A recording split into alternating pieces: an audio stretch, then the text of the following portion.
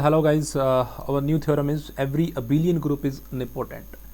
तो इस थ्योरम में ना बड़ी एक कंसेप्चुअल सी बात है, जो अगर आपको ये समझ में आती है तो ये थ्योरम बिल्कुल इजी है। तो देखिए, एवरी अबिलियन ग्रुप इज़ निपोटेंट। तो सबसे पहले मुझे मान के चलना पड़ेगा कि मेरे पास कोई ग्रुप है और वो अबिलियन ग्रुप है। तो अबिलियन ग्रुप के केस में एक स्पेशल पॉसिबिलिटीज़ जनरेट होती है। वो क्या होती है मैं बताता हूँ आपको। तो मैं मान लेता हूँ कि मेरे पास ना कोई ग्रुप है और वो एक अबिलियन ग्रुप है, ठीक है। तो let G be an abelian group. First of all let G be an abelian group. तो जी मेरे पास कोई अबिलियन ग्रुप है, पहली बात।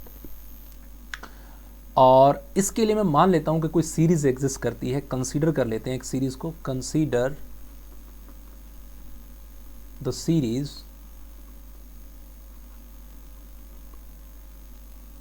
और वो सीरीज है दोस्तों ये वाली, G is equal to G not containing G1 that must be equal to E। ऐसे वाली सीरीज मैंने कंसीडर कर ली और इसको नाम दे दिया मैंने इक्वेशन नंबर 1। अब आपके माइंड में क्वेश्चन ये आएगा कि सर यही सीरीज क्यों कंसीडर किया आपने? G1 टू G3 4 R तक चले गए जा सकते थे ना, यही क्यों की? तो अब आपको इसका आंसर मिल जाएगा। अब देखो दोस्तों, एक ना जब भी हमारे पास कोई अबिलियन ग्रुप होता है ना, तो उसकी कुछ प्रॉपर्टीज़ होती हैं और यही रीज़न है कि हम एक डिफरेंट टाइप की सीरीज़ को एग्जिस्ट करवा रहे हैं। वो क्या है? वी नो दैट, मैं हर एक चीज़ को लिखता चला जाऊंगा ताकि आपके नोट्स प्रॉपर बनते चले जाएं। वी नो दैट कि जी के लिए कुछ सेंट्रल सीरीज एग्जिस्ट करती है, तो वो कुछ दिखने में ऐसी होती है। जी नॉट, G1, G2, है ना, ये सब ने पढ़ रखी है। तो GR-1 और देन GR और इज इक्वल टू E, यही होती है ना central series. Is a central series और इसको बोलते हैं इज अ सेंट्रल सीरीज। और फिर लिखते हैं इफ एंड ओनली इफ। दो बातें और होती हैं अगर ये सेंट्रल सीरीज है, कि जी आई नॉर्मल सब ग्रुप ऑफ जी और वो कोशेंट ग्रुप वाली। बट अगर ये अबिलियन है तो एक खास बात मैं इसके लिए और बताऊंगा आपको कि अगर ये सेंट्रल सीरीज के लिए ये थ्योरम एक्चुअली कि अगर ये सेंट्रल सीरीज है तो इफ एंड ओनली इफ जो कम्यूटेटर सब ग्रुप आप बनाएंगे that is ji comma G आई, ये कम्यूटेटर सब ग्रुप बन गया। ये डेफिनेटली कंटेन्ड करेगा जी आई प्लस 1 के अंदर, ठीक है। इसके ऊपर भी ऑलरेडी मैं थ्योरम बना चुका हूं। जो कम्यूटेटर सब ग्रुप हैं, कम्यूटेटर सब ग्रुप की आप थ्योरम देख सकते हो। कम्यूटेटर सब ग्रुप कंटेंट क्यों करता है, ठीक है। तो इससे पीछे आप जाओगे तो कम्यूटेटर सब ग्रुप के ऊपर जो लेक्चर है उसको आप वॉच करेंगे तो आपको ये चीज़ मिल जाएगी। तो ये इसमें कंटेंट करता है और ये अपने आप में एक थ्योरम है। For all I is equal to 0 1 2, कहाँ तक जाना है? R-1 तक जाना है, क्योंकि हमने R तक सीरीज कंसीडर की है।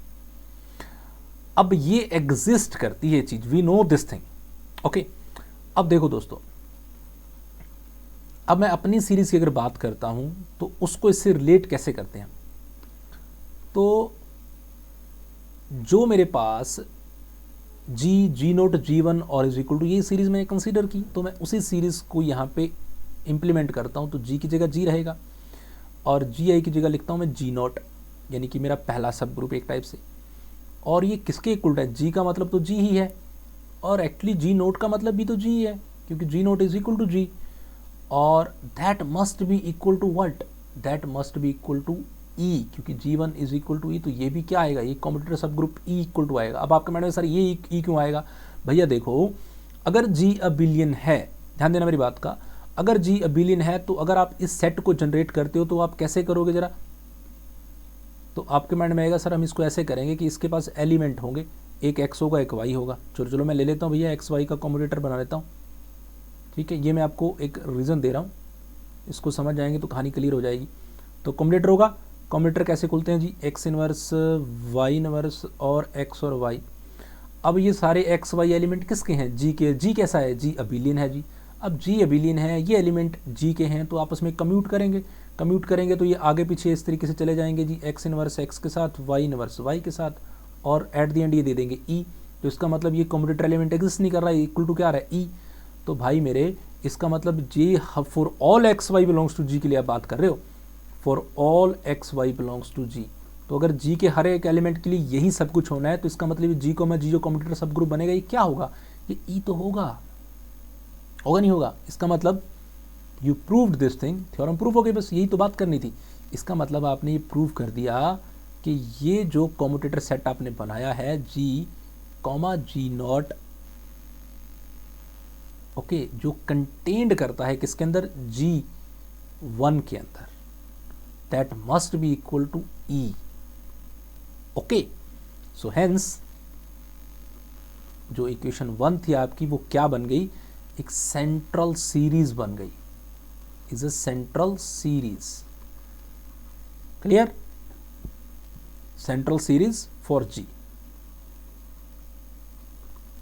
अब आपके माइंड में ये भी आ रहा होगा सर ये फिर सेंट्रल सीरीज कैसे बन गई, आपने वो दो बातें तो प्रूव नहीं की। दोस्तों ये जो एक थ्योरम का रिजल्ट है ना, इसकी वजह से सेंट्रल सीरीज बन गई। ये थ्योरम ये कहती है कि अगर ये एक सेंट्रल सीरीज है तो ये G comma G I is equal to GI+1 होगा। ओके, तो ठीक है ना, हमने क्या बनाना है, यही तो बनाना है। मैंने ये चीज़ डेवलप की है, तो मैंने कहा कि G कॉमा जी आई कंटेंट करेगा GI+1 में, यानी कि इस I से बड़े में।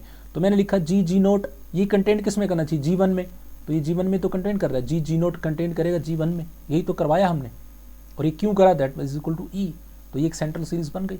ओके, तो ये आपकी वो दो प्रॉपर्टीज़ की वजह से नहीं बनी है, वो दो प्रॉपर्टीज जो आपकी है ना, क्वोशंट ग्रुप वाली और सब नॉर्मल ग्रुप वाली, वो इसमें यूज़ नहीं किया मैंने। ओके, तो that's why this abelian group is a nilpotent. Okay, so next exercise we will discuss for the P group is nipotent. Okay, so तब तक के लिए bye bye, take care and please keep watch, keep support, keep subscribe and keep share.